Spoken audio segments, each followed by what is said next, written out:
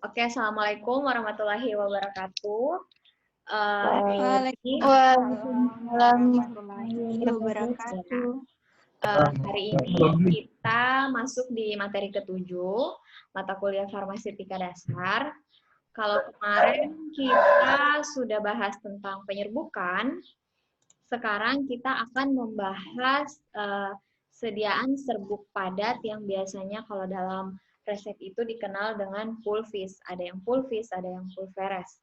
Nah, untuk merewind atau membahas materi yang sebelumnya, saya minta perwakilan beberapa untuk bahas materi yang sebelumnya. Kira-kira apa yang bisa kalian tangkap dari penyerbukan untuk materi minggu lalu? Siapa dulu? Hai Bu. Oke.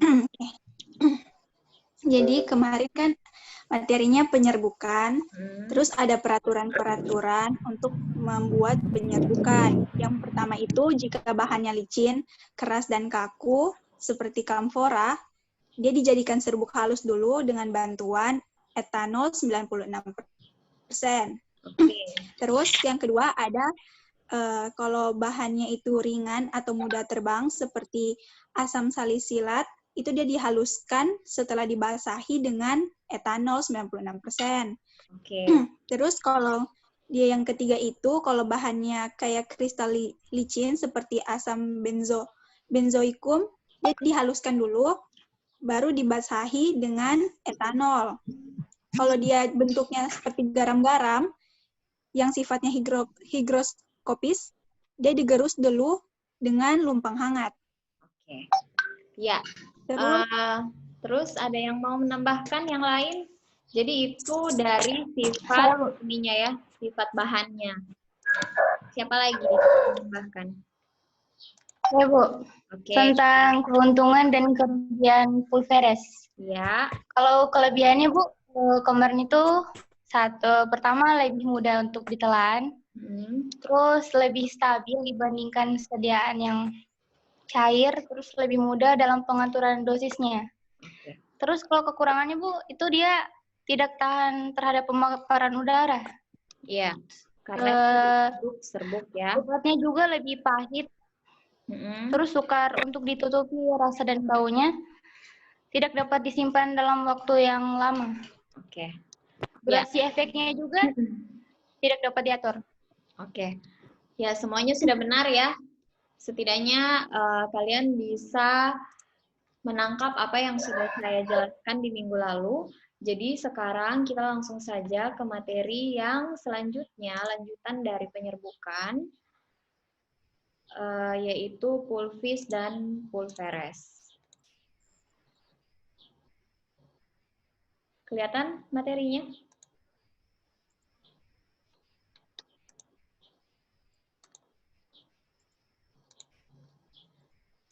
Ya, jadi sekedar untuk introducing atau pengenalan mata kuliah kita farmaseutika dasar, walaupun kita sekarang sudah di pertemuan ke-7, tetap harus ada identitas dosennya. Nah, di sini nama saya Indah Kurnia Utami. Untuk bobot SKS kita ini 3 SKS, yang artinya 3 kali 50 menit tatap muka. Namun, untuk teori kita itu hanya 2 SKS. Nah, 1 SKS-nya itu untuk praktikum. Kemudian semester 2, terus prodi S1 farmasi, kemudian email di sini saya cantumkan. Jadi kalian kalau mau mengirim tugas atau mau bertanya apa, bisa lewat email ataupun ke nomor HP. Nomor HP saya bisa via WA atau telepon langsung. Nah, untuk materi kita, yaitu sediaan serbuk padat. Nah, serbuk padat ini dia terbagi menjadi 2, pulvis dan pulveres. Untuk capaian pembelajaran, di sini kita akan menjelaskan pengertian pulvis dan pulveres, kemudian teknik meracik, kemudian kelebihan dan kekurangannya, kemudian cara pengerjaannya kalau di dalam resep itu ada permintaan pulvis maupun pulveres. Nah, kalau kemarin kita sudah bahas penyerbukan, kemudian tekniknya, kira-kira bagaimana untuk bahan yang lebih keras atau yang lebih licin, itu semua ada tekniknya. Ada yang menggunakan lumpang alu yang hangat, ada yang menggunakan etanol 96%, ini tergantung dari masing-masing sifat si serbuknya, penyerbukannya. Nah, pengertian dari serbuk, jadi serbuk ini semuanya sama, pulvis dan pulveres ini semuanya masuk di serbuk. Tapi nanti ada selanjutnya yang saya jelaskan, ada dia pengelompokannya, ada dia yang terbagi, ada yang tidak terbagi. Nah, untuk pengertian dari pulvis atau puyer, yaitu serbuk atau campuran kering bahan obat atau zat kimia yang dihaluskan, ditujukan untuk pemakaian oral maupun topikal. Nah, kalau oral ini berarti dia lewat mulut atau biasanya dipuyer untuk anak-anak, sedangkan yang topikal ini bisa digunakan di luar tubuh. Atau kalau untuk etiketnya, dia menggunakan etiket warna biru. Kalau oral, dia menggunakan etiket apa? Warna apa? Putih. Oke, warna putih. Jadi sudah bisa membedakan ya untuk etiket. Nah, sekilas kita melihat campuran-campuran serbuk itu seperti di gambar ini. Namun ada beberapa kalau obatnya ada yang berwarna kuning, berarti ada sedikit campuran berwarna kuning, tergantung dari jenis obat yang kita gerus. Ada yang berwarna hijau dan lain-lain. Ini hanya contoh saja ya. Kemudian, sekarang kita membahas pulvis dan pulveres. Tentu ada bedanya. Walaupun biasanya di resep dia menuliskan pulv, tidak ditulis apakah itu pulvis atau pulveres. Namun dari nomor permintaan bisa kita lihat apakah dia ini pulvis atau pulveres. Nah, sekarang pertanyaannya, apa perbedaan kedua ini? Nah, ini contoh pulveres. Jadi sebelum saya kasih pengertiannya, saya memperlihatkan dulu gambarnya. Dia ini dibagi-bagi dalam kertas perkamen. Kemudian dalam satu kertas perkamen dengan kertas perkamen lainnya, jumlah pulveresnya ini banyak. Nah, biasanya yang seperti ini kan puyer. Kemudian kita melipatnya secara manual. Namun ada beberapa rumah sakit maupun apotik, dia sudah menggunakan kantung-kantung yang kemudian dia direkatkan pakai alat pemanas. Jadi ini yang masih manual. Kemarin sudah pernah lihat kan yang dipuyer seperti ini. Kemudian dilipat-lipat membentuk persegi 4 panjang. Nah, ini contohnya yang sudah menggunakan etiket. Kalau etiketnya putih berarti ini dikonsumsinya lewat oral. Kemudian, dari pulveres kita bisa melihat kelebihannya. Adapun kelebihan dari pulveres ini, serbuknya lebih mudah terdispersi dan lebih mudah larut daripada bentuk sediaan oral lain, sehingga dengan segera dapat memberikan efek terapi. Nah, ini maksudnya dia lebih gampang memberikan efek ketimbang sediaan tablet, sediaan kaplet, sediaan kapsul. Karena apa? Karena dia sudah dalam bentuk partikel kecil. Kemudian lebih mudah untuk ditelan dibandingkan dengan sediaan padat lainnya. Karena balik lagi dari bentuk sediaannya dia sudah partikel-partikel yang kecil. Kemudian lebih stabil dibanding sediaan cair. Nah, ini biasanya orang-orang bingung kenapa dia lebih stabil dari sediaan cair. Sedangkan sediaan cair kalau mau dibilang dia untuk efeknya, dia bisa jadi lebih cepat. Kira-kira ada tidak yang bisa menganalogikan kenapa dia lebih stabil dibanding sediaan cair? Sediaan cair ini biasanya kan kita punya perlakuan khusus. Dia harus disimpan di mana, tempat penyimpanannya. Ada tidak yang bisa menganalogikan kenapa dia lebih stabil dibanding dengan sediaan cair? April atau Novianti?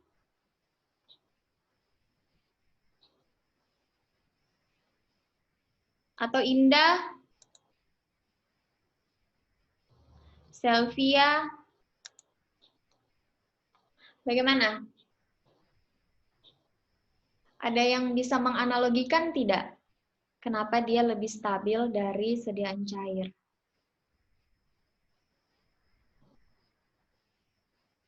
Halo? Kenapa diam semua? Coba April.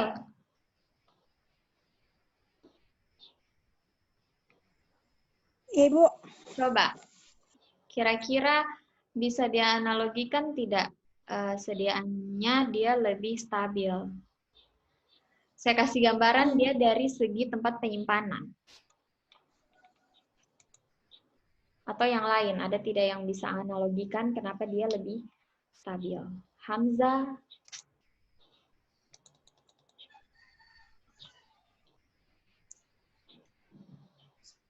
Bagaimana? Kalau dari tempat penyimpanan, dia apakah butuh tempat penyimpanan khusus? Tidak, Ibu. Yang penting Ibu, terlindung dari cahaya matahari. Nah, terus dibanding dengan cair. Kalau cair ini penyimpanannya harus khusus atau tidak? Iya, Ibu, harus khusus. Nah, dari situ kan bisa dianalogikan. Dari tempat penyimpanannya si pulveres, dia ini tidak membutuhkan tempat yang ribet atau tempat yang khusus. Intinya dia terlindung dari cahaya matahari. Sedangkan yang cair, kalau dia tempat penyimpanannya suhunya berubah, otomatis kompabilitas dari cairannya itu akan berubah juga. Nah, itu sehingga pulveres ini kelebihannya dibanding dengan sediaan cair, dia lebih stabil. Kemudian lebih mudah dalam pengaturan dosis. Nah, ini karena dia berhubungan dengan dapat dibagi, sehingga kita bisa perkirakan dalam satu bungkus itu dia ada berapa miligram, karena dia sediaan yang terbagi. Kemudian ada kekurangan. Obat yang tidak tahan terhadap pemaparan di udara akan rusak dengan bentuk sediaan ini. Kemudian obat yang pahit menimbulkan rasa mual dan muntah, begitu pula obat yang korosif tidak dapat dibuat dalam bentuk sediaan ini. Nah, korosif ini maksudnya untuk obat-obat yang bisa melukai lambung. Jadi dia tidak bisa dibuat dalam bentuk seperti ini. Kemudian sukar untuk menutup rasa dan bau yang tidak enak. Tidak dapat disimpan lama, dan durasi efek dan waktu mulai berefek tidak dapat diatur. Nah, ada beberapa kelebihan, tentu ada kekurangan. Sama dengan sediaan-sediaan lain, sehingga ada beberapa alternatif lain, kita memilih sediaan lain. Misal, kalau ada pasien yang benar sama sekali tidak bisa untuk obat-obat yang sangat pahit, atau dia gampang muntah. Nah, itu kita opsi ke pilihan yang lain. Apakah dia bentuk kapsul, atau dia bentuk ovula, tergantung dari keluhan dari pasiennya. Kemudian ada pengujian keseragaman bobot. Nah, pengujian keseragaman bobot ini yaitu pertama kita menimbang 20 bungkus satu persatu. Kemudian campur isi ke 20 bungkus tadi, timbang sekaligus dan hitung bobot rata-rata. Penyimpangan antara penimbangan satu persatu terhadap bobot isi rata-rata tidak boleh lebih dari 15 untuk tiap 2 bungkusnya. Dan tidak boleh lebih dari 10% untuk tiap 18 bungkus. Jadi tergantung kita mau buat berapa bungkus. Nah, kalau tadi dia yang terbagi, sekarang pulvis alias tidak terbagi. Campuran kering atau zat kimia yang dihaluskan untuk pemakaian oral dalam atau untuk pemakaian luar. Bentuk serbuk mempunyai luas permukaan yang lebih luas sehingga lebih mudah larut dan lebih mudah terdispersi daripada bentuk sediaan padatan lainnya. Jadi sebenarnya pengertiannya ini hampir sama dengan pulveres, tetapi perbedaannya yang ini tidak bisa terbagi. Nah, ini beberapa contohnya. Sudah pernah lihat kan? Contohnya untuk sirup kering, karena ini tidak bisa terbagi. Kemudian yang ini bentuk bedak. Kira-kira bentuk pemakaian oral. Contoh, silakan sebutkan salah satu merek obat yang digunakan di topikal. Apa kira-kira untuk yang pulvis?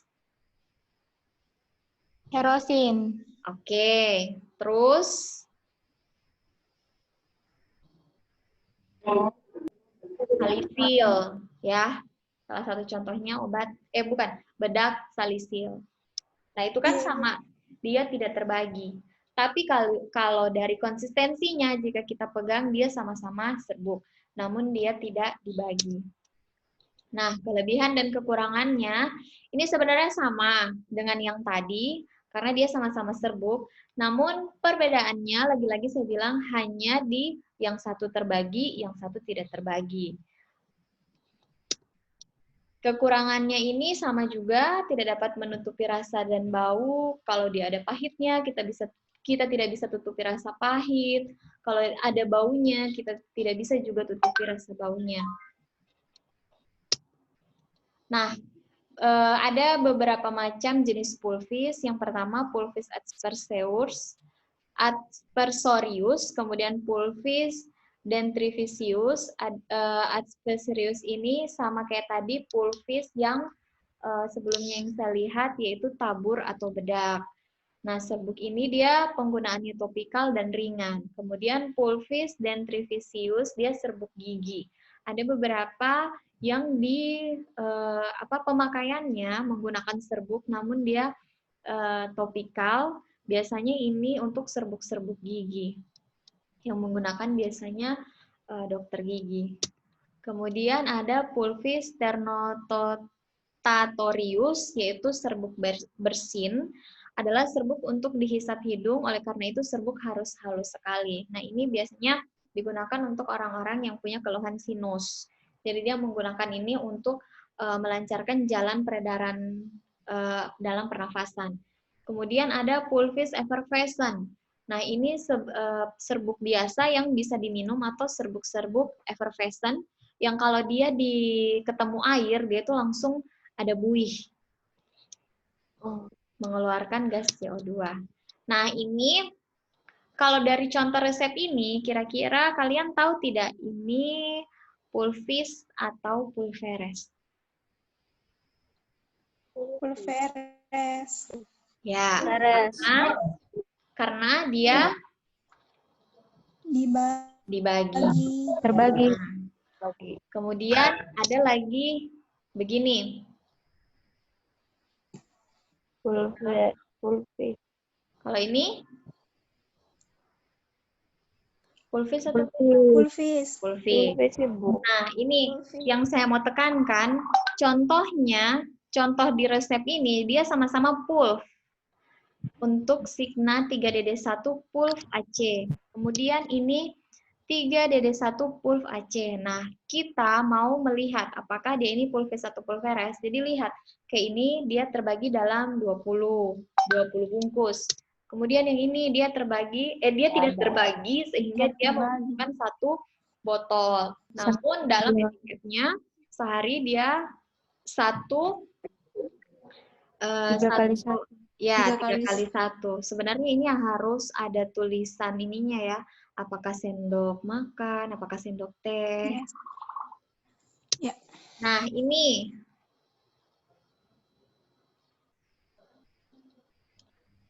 Pulvis, pulveres. Pulvis. Oke. Kira-kira ini apa ini? Nebacetin talc nomor 1, SUE.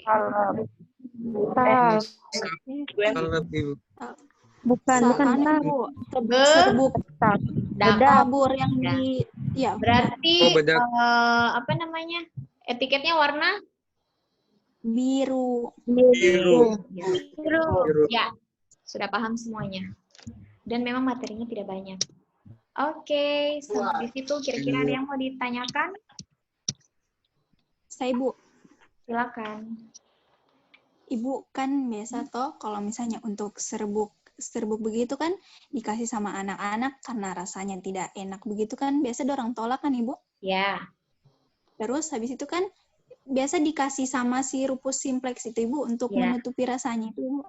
Ibu kira-kira si Rupus Simplex itu ikut bekerja tidak dengan obat yang dikasih? Nah, sirup Simplex. Jadi sebenarnya sirup simplex ini bisa kategori sebagai bahan tambahan. Gunanya dia untuk menutupi rasa yang pahit. Jadi kalau dia diberikan dengan serbuk atau pulvis, dia ini hanya membantu supaya anak-anak merasa ada sensasi manis, tidak pahit. Jadi kalau untuk kerja, dia sama sekali tidak mempengaruhi dari si obat itu. Jadi kalau obatnya gunanya untuk menurunkan panas, ya tetap dia menurunkan panas sesuai dengan dia punya profil farmakokinetik. Misal dia harus dalam 6 jam sudah turun panasnya, ya akan seperti itu juga. Jadi sirup simplex ini tidak mengganggu sama sekali, malah dia membantu untuk menutupi rasa yang pahit. Berarti April sudah pernah lihat sirup simplex ya? Sudah, Ibu.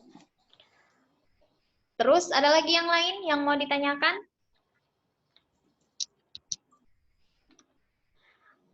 Kalau tidak ada, mungkin pertemuan di minggu depan akan saya kasih tugas.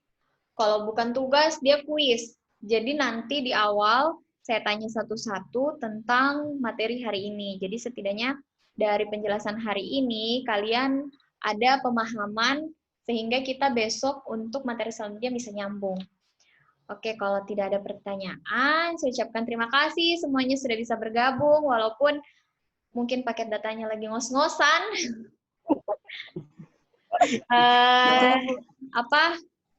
Kalian masih di rumah terus kan ini? Masih, Ibu. Ya, oke. Masih, Bu. Ya, saya ucapkan terima kasih. Semoga semuanya dalam kondisi sehat. Kita ketemunya minggu depan. Wassalamualaikum warahmatullahi wabarakatuh.